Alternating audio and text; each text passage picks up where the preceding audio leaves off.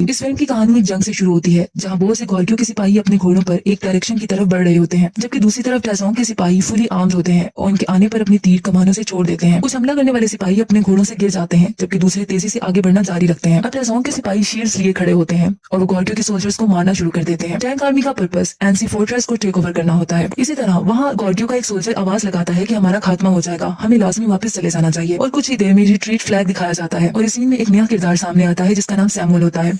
एक जगह ये दिखाया जाता है कि टैसोंग खड़ा है और वहाँ वो एक बैठी लड़की के बारे में पूछता है। उस पर इसका सोल्जर कहता है कि इस लड़की के बारे में कहा जाता है कि ये लॉर्ड्स के विजन्स को देख सकती है। इस लड़की के पास गॉर्कियों के बादशाह जो मॉन्ग की तीर का कमान होता है और वो इसको विक्ट्री की अलामत के तौर पर जंग से लेकर आई होती है। एम्परर टैसोंग तीर चलाने की कोशिश करता है और लेकिन इसका सोल्जर बताता है कि इसको कोई वील्ड नहीं कर सकता। इसके बाद जनरल योन सैमुअल को कैडेट यूनिट का हेड बना देता है और इसको कहता है कि तुम लॉयल हो। फिर इसको बताता है और इसको एक रिस्पॉन्सिबिलिटी देता है और इसको कहता है कि तुम फोर्ट्रेस की तरफ जाओगे और उसको हासिल करोगे और तुम यांग का कत्ल कर दोगे। इस पर उसे एक तलवार दी जाती है। सैमुअल कहता है कि मैं अपनी जिंदगी की कसम खाता हूँ कि आपका मिशन पूरा करूंगा। इस तरह नेक्स्ट सीन में सैमुअल को सोल्जर के साथ एक फील्ड में पहुंचता है। वहाँ कुछ लोगों की एक कार्ड निकलवाने में मदद भी करता है। सैमुअल पूछता है उन लोगों से, क्या तुम एनसी हो? मैं कमांडर से मिलना चाहता हूँ। इस पर वो आदमी बताता है कि मैं कमांडर हूँ और मेरा नाम यांग है। कमांडर यांग का साथी कहता है कि मैंने सुना है कि टैसोंग ने स्पाइस को भेजा है जो हमारी जुबान बोल सकते हैं, ये लाजमी वही लोग होंगे। सैमुअल के सोल्जर्स ये सुनकर तलवार निकाल लेते हैं लेकिन मारे जाते हैं। फिर सैमुअल की तरफ तलवार लेकर बढ़ा जाता है लेकिन यांग उस अपने साथी को मना कर देता है और इसे साथ लाने का कहता है और ये भी कहता है कि हम इन्वेस्टिगेट करेंगे। फिर सैमुअल को यांग अब एक जगह ले आता है, उसे इंटेरोगेशन करता है और इसे कहता है कि योन्स के आदमी मुझे गद्दार कहते हैं,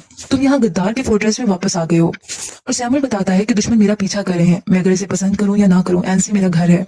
इतनी देर में एक आदमी आ जाता है और सैमुअल को वेलकम करता है क्योंकि जो सैमुअल होता है वो क्लैन का आखिरी रह जाने वाला मेंबर होता है। फिर सैमुअल अकेला तलवार लिए खड़ा होता है जो इसे यांग को मारने के लिए दी होती है। फिर सैमुअल देखता है कि कमांडर एक गरीब आदमी के घर जाकर एक छोटे बच्चे को उठाए हुए होता है। वो फैमिली इसका शेबी होम आने का थैंक्स बोलती है और इस पर यांग कहता है कि ये बेबी एनसी में पैदा हुआ है, ऐसा नहीं हो सकता कि मैं ना आऊं। सैमुअल हैरान हो जाता है कि ये कमांडर यांग की अपने लोगों के लिए हमदर्दी और उनकी हेल्प देखकर, क्योंकि कमांडर यांग अपने रियाया का बहुत ज्यादा ख्याल रखता है। फिर यांग को एक फील्ड में दिखाया जाता है कुछ सोल्जर्स के साथ, उनको रस्सी खींचने में मदद कर रहा होता है। फिर कुछ देर में सायरन बजने लगता है और यांग और इसके सब सिपाही सैमुअल के साथ उस तरफ चले जाते हैं। वो देखते हैं कि दूसरी तरफ कुछ सोल्जर्स आते हैं। कमांडर यांग कहता है कि ये फोर्ट्रेस को स्काउट करने आए हैं, ये रेकन यूनिट है, अगर ये यहाँ है तो टैसोंग दूर नहीं है, वो जल्द ही यहाँ इस कैपिटल को लेने के लिए पहुंच जाएगा। और वो सबको गेट रेडी बोलता है और ये कहता है कि टैंक एम्परर जल्द ही आ जाएगा। अंदर रूम में कमांडर यांग सैमुअल को जगह दिखाने का कहता है।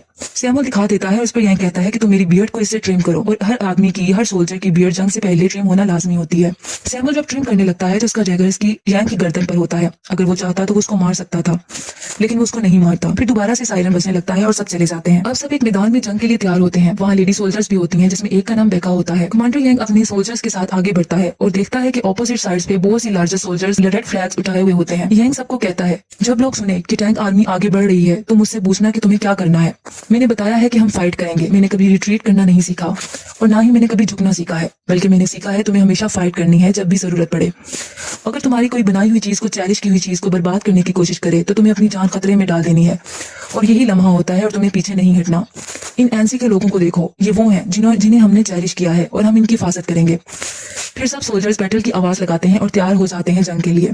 दूसरी तरफ खड़ा टैसोंग कहता है कमांडर यांग है जिसका मुझे खात्मा करना है और इसकी कोशिशें सारी बेकार हैं। इस पर इसका सोल्जर कहता है कि टैसोंग ऐसा है कि इसने जिस फोर्ट्रेस पर नजर डाली है वो इसने उसको ढेर कर दिया है। टैसोंग सब सोल्जर्स को कहता है कि एनसी की प्रॉपर्टीज को तुमने ले लेना है और इनके बच्चों को अपना गुलाम बना लेना है। जंग शुरू हो जाती है, बड़े पत्थरों से इन पर अटैक किया जाता है जिससे बहुत ज्यादा डिस्ट्रक्शन होती है। यांग सैमुअल की जान बचाता है एक बड़े अटैक से। टैसोंग वहाँ बैठा ही सब कुछ देख रहा होता है और वो ये देख रहा होता है कि यांग की एनसी की दीवार नहीं गिर रही होती। फिर वो सब सोल्जर्स को कमांड करता है कि वो दीवार पर चढ़ जाएं और सोल्जर को फॉरवर्ड कमांड दी जाती है। दूसरी साइड पर यांग अपने सिपाहियों को फाइट करने का कमांड करता है। मुखालिफ सोल्जर मुसलसल आगे बढ़ते रहते हैं दीवार पर चढ़ने के लिए और दीवार पर लेटर लगा देते हैं। वो लोग नंबरिंग में बहुत ज्यादा होते हैं लेकिन यांग भी अपने आप को डिफेंड करने में प्रॉपर कोशिश कर रहा होता है और इन पर पत्थर गिराए जाते हैं ताकि वो दीवार पर ना चढ़ सके। इस तरह ये कमांड देता है डिप्लॉय वुल्फ चीज स्ट्राइकर। इस तरीके से इन्हें रोका जाता है लेकिन अब दूसरी तरफ भी वो लेटर लगाकर चढ़ने की मुसलसल कोशिशें करते रहते हैं। टैसोंग अब गेट की तरफ अटैक एंड ब्रेक डाउन की आवाज लगाता है ताकि इसके सोल्जर्स उसकी तरफ बढ़ें। फिर वो फोर्ट्रेस में काफी सोल्जर ऑपोजिट साइड से आ जाते हैं और फाइट जारी रहती है। यांग कैप्टन और बेका को कमांड देता है कि वो अटैक करें और क्योंकि उनके अटैक करने का टाइम आ जाता है बेका अपने सोल्जर के साथ सबको मार डालती है और टैसोंग की दीवार से लगाई हुई लेटर को गिरा दिया जाता है। लेकिन टैसोंग के सिपाही गेट तोड़ना जारी रखते हैं और आखिर गेट खुल जाता है और वो अंदर आ जाते हैं। लेकिन इनको रोकने के लिए यांग ने एक रेलिंग जो कि पहले ही प्लान होती है सेट किया होता है ताकि वो रुक जाए। सैमुअल सब देख रहा होता है और यांग के साथ रहता है। अब यांग कमांड देता है क्लोज ऑर्डर फॉर्मेशन। बहुत ही डिस्ट्रक्टिव बैटल होती है। कमांडर यांग बहादुरी से इन्हें फोर्ट्रेस से भगा देता है और टेसोंग रिट्रीट ऑर्डर दे देता है। कमांडर यांग के सोल्जर विक्ट्री की बुलंद आवाज लगाते हैं और जीत जाते हैं कि सायरन दोबारा बजने लगता है और तमाम सोल्जर सैमुअल के साथ आगे बढ़ जाते हैं। यांग बहुत बहादुरी से एक्टिवली जंग करता रहता है क्योंकि वहाँ दोबारा अटैक शुरू हो जाता है रात के वक्त और हर जगह फायर ही फायर होती है। अचानक से कमांडर को तलवार लग जाती है और कमांडर यांग नीचे गिर जाता है, जबकि ऑपोजिट टेसोंग का सोल्जर इसको मारने के लिए आता है कि सैमुअल पीछे से आकर उसको मर्डर कर देता है। यांग हैरानगी से देखता है कि जो मेरी जान लेने आया था उसने मेरी जान बचा दी। कमांडर यांग जख्मी होता है। आखिर जब इसको होश आता है तो टेसोंग रियर की तरफ रिट्रीट कर चुके होते हैं। फिर दोबारा गैदरिंग होती है। दूसरी तरफ टेसोंग कह रहा होता है कि मैंने वास्ट लैंड को बहुत ज्यादा हजारों किलोमीटर को हर सिम पर फतह किया है, लेकिन मैं एक छोटे से फोर्ट्रेस को अभी डिस्ट्रॉय क्यों नहीं कर पा रहा, और वो गुस्से में आ जाता है। इसी लड़की को जिसके पास वो कमान होती है कमांडर यांग की तरफ भेजता है। वो लड़की वो कमान कमांडर यांग के सामने रख देती है जो कि बादशाह जमोंग की होती है। वो बताती है कि मुझे टेसोंग ने भेजा है, वो तुम्हें एक ऑप्शन दे रहा है कि अपने आखिरी अटैक से पहले वो डर्ट मंच बना रहा है और एंसे से बुलंद बनाएगा और तुम पर अटैक करेगा, और वो कहता है कि फिर तुम इसके अटैक से बच नहीं सकोगे। इसके अलावा वो ये भी बताती है कि टेसोंग के आदमी बहुत बड़ा हमला करेंगे और अपने तीरों को बारिश की तरह भेजेंगे। अगर तुम हार मान जाते हो तुम्हें हर चीज ऑफर करेगा। एक दफा जजमेंट कंप्लीट हो जाए तो सब खत्म हो जाएगा। लेकिन यांग कहता है कि मैं एंसी का डिफेंड करना चाहता हूँ। टेसोंग को बताया जाता है कि प्रोग्रेस बहुत तेजी से है और 2 मंथ्स में प्रोजेक्ट को हम मुकम्मल कर लेंगे, सर्दियां आने से पहले पहले। देखने वालों की नजर में वो डर्ट वो हकीकत में एक बहुत बड़ा माउंटेन बना रहे होते हैं। दूसरी तरफ कमांडर यांग समझता है कि हम गद्दार हैं, जैसे कि सैमुअल इसे बताता है। सैमुअल इसे इजाजत लेता है। वो कहता है कि अगर आप मुझे इजाजत दें तो मैं जनरल योन के पास चला जाऊं। मैं आपको महसूस करता हूँ, लेकिन योन कभी अपना माइंड चेंज नहीं कर सकता। इसी तरह वो उससे ऑर्डर कहता है कि मुझे ऑर्डर दिया जाए। दूसरी तरफ कैप्टन जो कि यांग का होता है वो उसकी टेसोंग की तरफ हमला करने का कहता है उसकी कंस्ट्रक्शन के दौरान। आखिर उसको यांग से इजाजत मिल जाती है, लेकिन वहका सोल्जर कहती है कि टैंक्स HQ में जाना खुदकुशी करने जैसा है। अगर वो कैप्टन जीतेगा नहीं या वापस आ जाता है तो कोई मतलब फायदा नहीं होगा। यांग कहता है हमारे पास बस यही रास्ता है। टेसोंग के सोल्जर्स बैटल की तैयारियों में होते हैं। वहाँ कैप्टन जाकर अटैक कर देता है और रात के अंधेरे में, लेकिन वो एक ट्रैप होता है और कैप्टन को बुरे तरीके से जख्मी कर दिया जाता है और उसको वापस भेज दिया जाता है। आखिरकार कैप्टन मर जाता है। बेका कैप्टन की डेड बॉडी की तरफ आती है और बहुत रोती है, लेकिन बाद में पता चलता है कि वही लड़की जिसके पास जमोंग की कमान थी उसने एक एरो के थ्रू उनको पैगाम भेजा था और एक ट्रैप बिछा दिया गया था। उस लड़की को सोल्जर्स की तरफ से मार दिया जाता है। फिर बेका टेसोंग के सिपाहियों के पास चली जाती है सिर्फ कैप्टन का बदला लेने के लिए और टेसोंग से फाइट करती है और इसको भी मार दिया जाता है और इसकी बॉडी को रिटर्न कर दिया जाता है। नेक्स्ट सीन में सैमुअल जनरल योन के पास चला जाता है। वो योन को कहता है कि कमांडर एनसी अपने आदमी अपनी जिंदगी के लिए लड़ रहे हैं और एनसी लोगों के लिए, और इसके अलावा ये भी बताता है कि जैसे ही मन मुकम्मल हो जाएगा एनसी खतरे में आ जाएगा। यांग गद्दार नहीं है, वो गोर्गियो का दूसरा आदमी है।